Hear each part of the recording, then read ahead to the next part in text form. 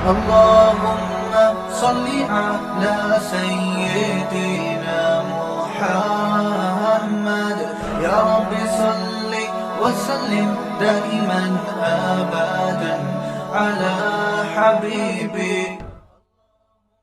سعودی عرب کا باقاعدہ قانون ہے, نیٹ پہ سرچ کر لیں آپ, لا ہے کہ فقہ حنبلی نافذ ہے وہاں پہ, یہ تو گوگل پہ لکھیں آ جائے گا.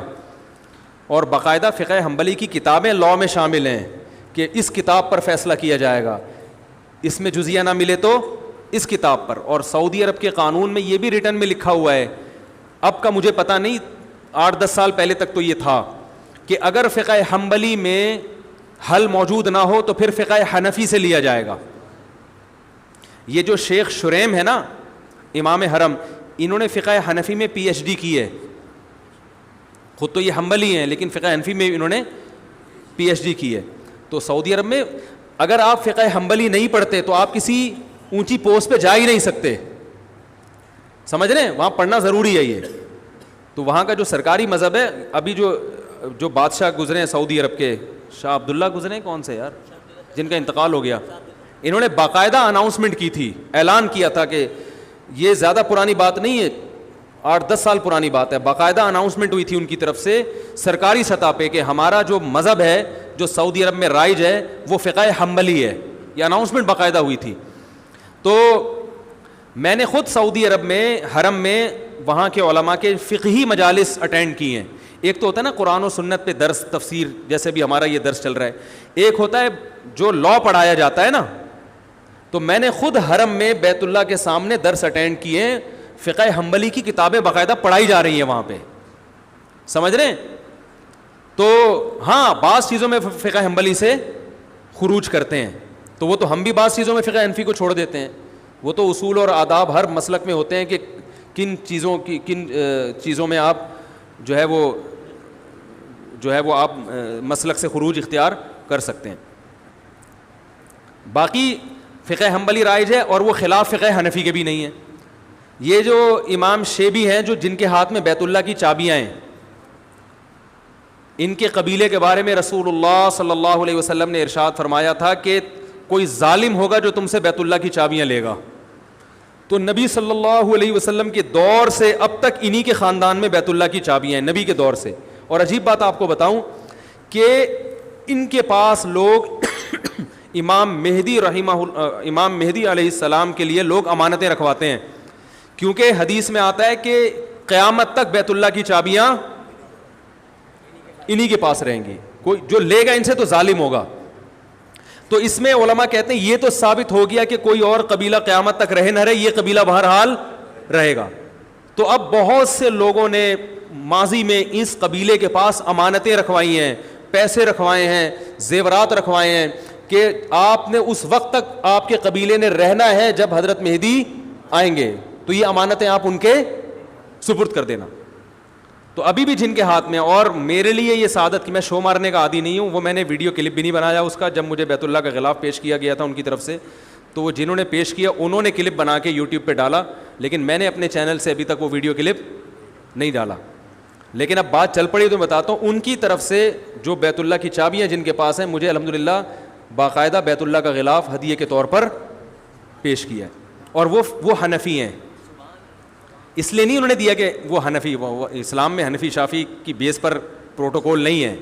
میں تو صرف یہ بتانے کے لیے کہ یہ جو پروپیگنڈا کیا جاتا ہے نا کہ سعودی عرب والے وہ مذاہب اربعہ کو نہیں مانتے, چاروں فقہ کو نہیں مانتے, جو ان فقہ کو فالو کرتے ہیں ان کو غلط سمجھتے ہیں, تو یہ غلط قسم کا پروپیگنڈا ہے. وہ چاروں فقہ کو مانتے ہیں, چاروں فقہ کے فالوورز وہاں پہ بڑی بڑی پوسٹوں پر موجود ہیں. مدینہ یونیورسٹی کے جو ابھی پرنسپل تھے چند سال پہلے تک وہ حنفی تھے. انہوں نے کوئی سعودیہ کی پالیسی کے خلاف کوئی بیان دے دیا تھا جس کی وجہ سے ان کو معزول کر دیا. تو اس بیس پہ نہیں کہ یہ حنفی ہیں, بلکہ اس بیس پر ان کے سعودی حکومت کی پالیسی کے خلاف بیان دے دیا تھا. تو وہاں یہ فرق نہیں ہے کہ آپ حنفی ہو یا شافی ہو یا حنفی ہو یا مالکی ہو یا حنبلی, اس سے ان کے ہاں یہ مسائل کہاں ہیں, ہمارے ہاں ہیں کہ جو فقہ حنفی کو فالو کر رہا ہے وہ اندھا مقلد ہے, وہ جنت میں نہیں جائے گا, ہم صرف قرآن و حدیث کو مانتے ہیں. یہ وہاں اہل حدیث بھی ہیں اور اچھی پوسٹوں پر ہیں. تو یہ فرقواریت, یہ عذاب یہاں پر ہے. تو اہل حدیث بھی وہاں بڑی اچھی اچھی پوسٹوں پر ہیں, لیکن سعودی عرب کا جو سرکاری مذہب ہے وہ بہرحال فقہ حنبلی ہے. اور علماء حرم وہ بھی حنبلی فقہ کو فالو کرتے ہیں. میں نے تو ان کی تحریریں پڑھی ہیں ائمہ حرم کی کہ انہوں نے باقاعدہ ریٹن میں لکھا ہے کہ ہم فقہ حنبلی کو فالو کرتے ہیں. اور سعودی عرب میں جو انقلاب آیا محمد ابن عبد الوہاب, جن کی وجہ سے دنیا ان کو وہابی کہتی ہے نا, محمدی تو کہہ نہیں سکتی تھی تو ابا کے کھاتے میں ڈال کے وہابی کہنا شروع کر دیا. محمد ابن عبد الوہاب جو ہے, جن کو سارے عرب فالو کرتے ہیں, ان کے جو بیٹے ہیں نا, انہوں نے اپنے والد کے عقائد بیان کیے ہیں. اس میں صاف طور پر لکھا ہے کہ ہم فقہ حنبلی کو فالو کرتے ہیں اور ہم نے پانچواں کوئی مسلک نہیں نکالا.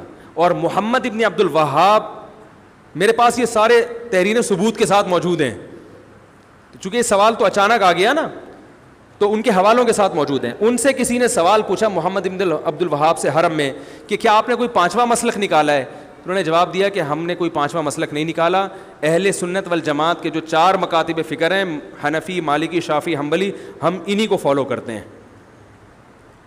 آئی بات سمجھ میں؟ اور اس میں ہم فقہ حنبلی کو فالو کرتے ہیں, اور ہم ان تینوں کو, چاروں کو برحق سمجھتے ہیں. یہاں تک کہ ان کے جو بیٹے ہیں نا محمد بن عبد الوہاب کے, ان کے فتاوی میں یہ بات لکھی ہے, انہوں نے کہا کہ ہم ابن تیمیہ رحمہ اللہ تعالیٰ کو مقتدی اور رہبر سمجھتے ہیں, مگر ابن تیمیہ نے چاروں مذاہب کے خلاف اگر کوئی فتویٰ دیا ہے تو ہم اس میں ابن تیمیہ کو فالو نہیں کرتے. اس میں انہوں نے یہ بات بھی لکھی ہے کہ 3 طلاق کا مسئلہ چونکہ چاروں فقہا کے خلاف ہے ابن تیمیہ کا, اس مسئلے میں ہم نے ابن تیمیہ کی رائے کو مسترد کر دیا ہے. نہیں آ رہی بات سمجھ میں؟ تو یہ محمد ابن عبد الوہاب کا بھی بیان میں نے بیان کیا آپ کو, جو میرے پاس حوالوں کے ساتھ موجود ہے. نہیں تو آپ نیٹ پہ سرچ کریں, آ جائے گا. آج کل تو گوگل پہ لکھو, بہت سی چیزیں نکل آتی ہیں. تو یہ الفاظ نیٹ پہ سرچ کریں, وَلَا نُنْكِرُ أَحَدًا مَنْ قَلَّدَ أَحَدًا مِنَ الْمَذَاهِبِ الْأَرْبَعَةِ, کہ ان چاروں, یہ محمد بن عبد الوہاب کا بیان ہے رحمہ اللہ, کہ ہم کسی ایسے شخص پر رد نہیں کرتے جو چاروں مذاہب میں سے کسی ایک کی تقلید کرتا ہے. یہ نیٹ پہ گوگل پہ آپ الفاظ لکھ لیں, ٹھیک ہے, لا ننکر احدا من قلد احدا من المذاہب الاربعہ, گوگل پہ لکھیں گے, یہ ان کی ورڈنگ انشاءاللہ آ جائے گی. تو اور یہ بھی ہو سکتا ہے نہیں آئے تو مزید ریسرچ کریں, آپ مزید تحقیق کریں, کیونکہ بعض دفعہ یہ الفاظ کسی اور کے بھی کہے ہوئے ہوتے ہیں نا, تو کسی اور کے نام سے آ جائے گی پھر وہ. تو محمد بن عبد الوہاب وہ بھی حنبلی تھے, ان کے بیٹے نے تو باقاعدہ کتاب لکھی ہے کہ جو چاروں مذاہب میں سے کسی ایک کی تقلید کرتا ہے, تقلید کے الفاظ ہیں, ہم اس پر رد نہیں کرتے اور ہم فقہ حنبلی کو فالو کرتے ہیں. ابن تیمیہ رحمہ اللہ کو عرب لوگ بہت زیادہ مانتے ہیں, تو انہوں نے کہا ہم ابن تیمیہ کے فالوورز ہیں, لیکن ابن تیمیہ رحمہ اللہ نے چاروں فقہ کے خلاف اگر کوئی بات کی ہے تو ہم اس میں ابن تیمیہ کے قول کو رد کر دیتے ہیں. پھر انہوں نے 3 طلاق کی مثال بھی دی ہے. انہوں نے, سمجھ رہے ہیں کہ نہیں سمجھ رہے؟ یہ ہے. ہاں, لوگ یہ ایک اکثر کہتے ہیں کہ وہ تو قرآن و حدیث کی بات کرتے ہیں. تو بھائی فقہ حنبلی کو فالو کرنا قرآن حدیث کے خلاف نہیں ہے, سمجھ رہے ہیں؟ ایک عرب عالم سے کسی نے پوچھا کہ آپ دلیل کو فالو کیوں نہیں کر رہے, آپ نے جو قانون نافذ کیا ہے کہ فقہ حنبلی پر فتویٰ دیا جائے گا, دلیل کو فالو کیوں نہیں کر رہے؟ تو انہوں نے کہا کہ اس کا مطلب ہے کہ امام احمد بن حنبل نے دلیل کو فالو نہیں کیا تھا. یعنی جب بھائی دلائل تو چاروں نے دلیل کو فالو کیا ہے, لیکن جب ان کے فالو کرنے کے بعد ان کا اختلاف ہوا تو کسی ایک کو تو ترجیح دینی پڑے گی نا. یا تو آپ جج پہ چھوڑ دیں, تو جج میں تو ہر طرح کے لوگ آتے ہیں, وہ کبھی کسی چیز کو ترجیح دے دے گا, کبھی کسی چیز, کبھی اس کا اپنا مفاد بھی ہوگا. تو قانون کے میں ایک دائرہ کار میں لانا پڑتا ہے کسی کو. ہاں, بہت سے سعودی عرب کی عدالت کے فیصلے ہیں جس میں, بہت سے تو نہیں کہوں گا, بعض فیصلوں میں انہوں نے فقہ حنبلی سے خروج کیا ہے, وہ زمانے کے لحاظ سے, ضرورت کے لحاظ سے, تو وہ ہم بھی کرتے ہیں.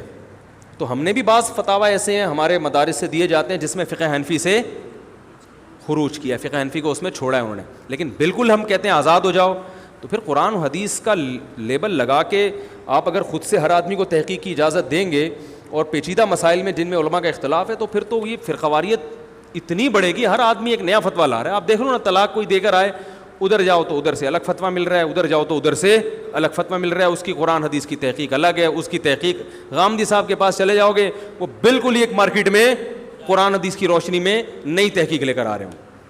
آپ کہہ سکتے ہیں کہ ان کی تحقیق غلط ہوتی ہے, لیکن عامی آدمی کو غلط لگتی نہیں ہے. وہ بات ہے عامی آدمی کی, وہ کیا کرے گا؟ تو اس کو پابند بنانا پڑتا ہے کسی ایک فقہ کا. باقی اہل حدیث حضرات بھی بہت کثرت سے ہیں وہاں پہ. اس کی چند وجوہات ہیں. اس کی وجہ یہ ہے کہ ہمارے حضرت مفتی رشید احمد صاحب رحمہ اللہ تعالیٰ یہ بات فرمایا کرتے تھے, جو اب پتہ نہیں نیٹ پہ کوئی الگ سے ہی مصیبت نہ کھڑی ہو جائے, لیکن اللہ کرے نہ کھڑی ہو, بھائی بات تو غلط نہیں ہے اور اس میں کسی کی میں برائی نہیں کر رہا.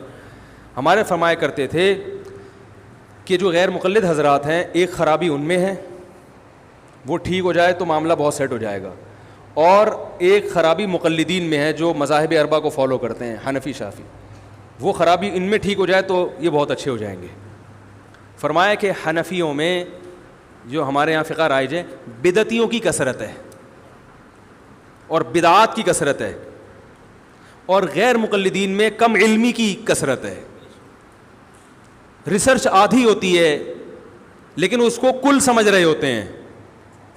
تو یہ دو خرابیاں ختم ہو جائیں, ادھر علم کا لیول کچھ کیا ہو جائے, بڑھ جائے. کیونکہ جب علم آئے گا نا تو پھر عالم کو پتہ ہوتا ہے کہ بھائی اس مسئلے میں یقینی طور پر رائے قائم نہیں کر سکتا. اس میں وہ دوسرے کی رائے کا احترام کرنا سیکھ جائے گا کہ بھائی اس میں یہ قول بھی ہے. بات آ رہی ہے سمجھ میں؟ جیسے فقہائے کرام ایک دوسرے کا احترام کرتے تھے اختلاف کے باوجود کہ بھائی اس میں ان کی بھی دلیل ہے, بالکل اس کو کالعدم نہیں قرار دے سکتے ہم. ہمارے ہاں اہل حدیث حضرات, سب نہیں ہوں گے ایسے, بہت سے اہل حدیث حضرات کیا کرتے ہیں, ان کو جو حدیث مل گئی نا اور ان کی جو سمجھ میں آ رہا ہے اس کا مطلب, وہ سب پہ مسلط کرنا چاہتے ہیں کہ بس یہی ہے, اس کے علاوہ کچھ نہیں ہے, اور پھر دوسرے پر الزام کہ تم غلط کہہ رہے ہو, تم حدیث کے منکر ہو. جب آپ کا علم زیادہ ہوگا نا تو آپ کا ظرف بڑا ہو جائے گا. آپ کہو گے نہیں بھائی اس کے قول کی بھی ایک جہت اور اس کے قول کی بھی ایک دلیل ہے جس کی وجہ سے یہ مسئلہ کیا بن گیا, اختلافی, تو آپ کا ظرف بڑا ہو جائے گا. تو غیر مقلدین جن کو کہا جاتا ہے, جو اہل حدیث حضرات ہیں, ان کا مسئلہ یہ ہے کہ ان میں سے اکثر لوگ علم سے فارغ ہوتے ہیں, چند حدیثیں وہ بھی اردو میں پڑھ کر فتویٰ لگانا شروع کر دیتے ہیں. ان کو اس کی اصلاح کی ضرورت ہے.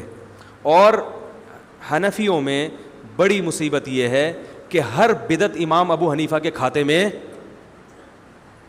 بولو بھائی, ڈالی گئی. بدعت بہت ملیں گی آپ کو, اور یہ دیوبندیوں میں بھی ملیں گی. جب ان سے بولو بھائی اس کی دلیل کیا ہے, تو سب تو ایسے نہیں ہوتے, سب تو ظاہر ہے ہر جگہ اچھے بھی, میں تو چھوٹا منہ بڑی بات ہو جائے گی نا, میں بڑے عالم سے سنی ہے میں نے یہ بات. تو وہ جب دلیل سے بات کرو, بعض لوگوں کی عادت ہم نے یہ دیکھی ہے, تو وہ حضرت دامت جی نے یہ فرمایا, دامت برکاتہ نے یہ فرمایا, حضرت والا نے یہ فرمایا, تو حضرت جی نے فرمایا. تو عامی آدمی یہ کہتا ہوا تو سمجھ میں آتا ہے, لیکن کوئی عالم کو تو چاہیے بھائی آپ تو کم از کم کوئی دلیل پیش کریں نا اس کی. تو بہت ساری بدعتیں رائج ہو چکی ہیں, لیکن پھر وہ فقہ حنفی کے کھاتے میں ڈال دیتے ہیں کہ ہم حنفی فقہ کو فالو کرتے ہیں, اور فقہ حنفی میں ایسے ہے. فقہ حنفی میں حالانکہ وہ ایسا, امام حنیفہ نے نہ ایسا کہا ہوتا ہے, نہ ان کی کوئی ایسی رائے ہوتی ہے, نہ ان کے شاگردوں نے, نہ مجتہدین سے کچھ منقول ہوتا ہے. تو مفتی طارق مسعود صاحب کے بیانات سننے کے لیے youtube.com/مفتی طارق مسعود کو سبسکرائب کریں.